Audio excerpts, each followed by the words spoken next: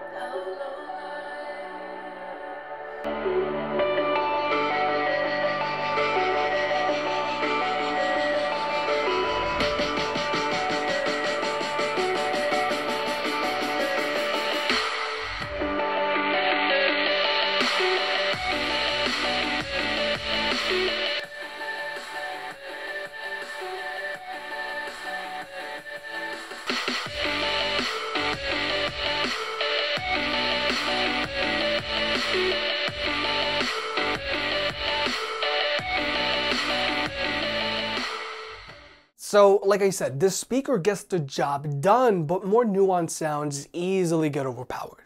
But nonetheless, I still see the potential for this product segment, specifically for people who live in an apartment building. You can enjoy your content in surround sound, but you don't run the risk of being a disturbance to your neighbors or getting a visit from your landlord. Now, when it comes to gaming, if you're playing campaign, sure, why not? But if you're playing competitively online, I wouldn't recommend that you use this speaker because you'll be at a disadvantage. Now, like I mentioned earlier, more nuanced sounds get easily overpowered with this speaker. So it's a little hard to listen for footsteps, reloads, and gunshots off to a distance. And since the left and right channel separation on this speaker isn't amazing, it can be a little harder to determine where all of this stuff is coming from. But so that you can see for yourself, we're gonna jump into another sound test. Now, these aren't my best kills, but I chose these clips because there's a lot of stuff going on in them.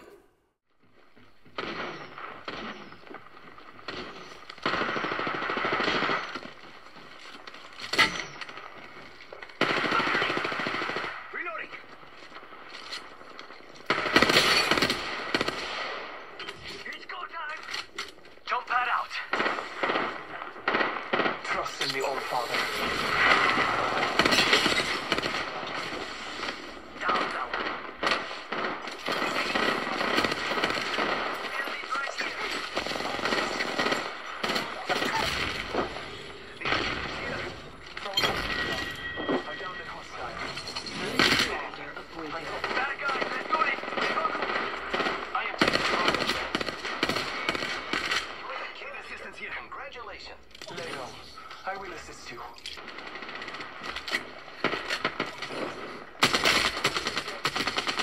Reloading. Arcstar safe. Throwing thermite grenade. Many am Scotty down. Reloading.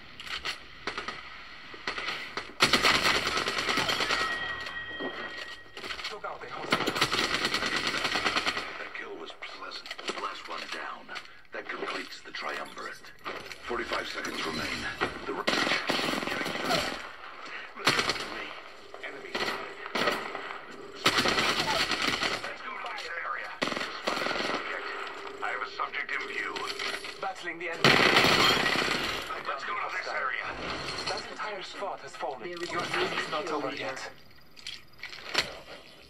So, like I've been saying, you hear the broad strokes of what's going on, but more nuanced sounds are easily overpowered. Combined with the fact that it can be a little challenging to determine where certain things are coming from, playing with the WS1 is a handicap compared to a pair of entry-level gaming headphones, like let's say the SteelSeries Arctis 1.